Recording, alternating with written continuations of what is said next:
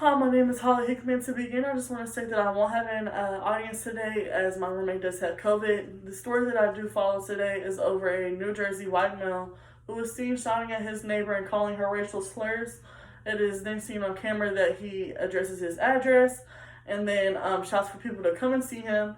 It is later seen in the community that people do come and see him, and they do not leave until he is arrested and charged for this.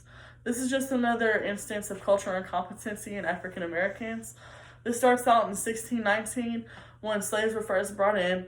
1865, the slavery is abolished, although things like the Black Code still restricted their movements and made their labor cheap or even free. After the Black Codes, the KKK was created, and this just boosted white supremacy and condoned and African American violence. Things such as the Jim Crow laws then came into effect, allowing segregation in the separate but equal clause. This was in schools and hotels and restaurants. And this just furthered the movement of just cultural incompetency and racism.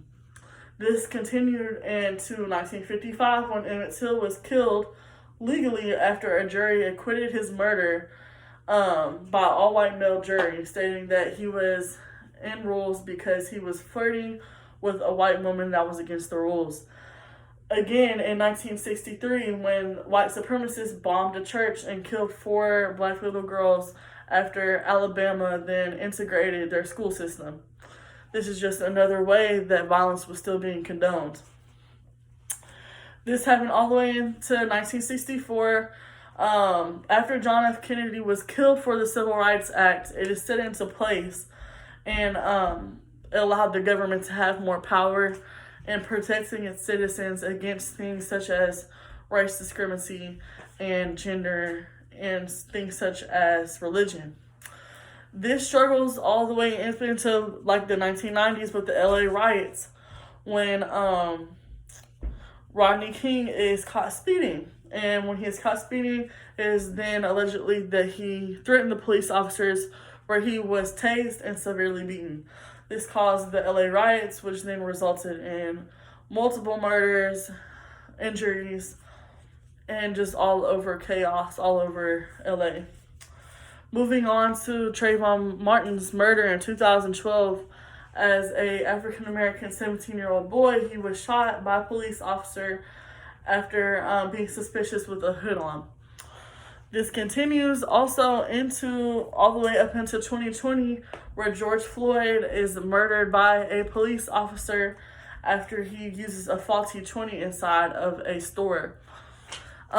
This is still a thing today with cultural incompetency in African Americans, as it is seen as the male who is shouting at his neighbor, and racism is still a thing today.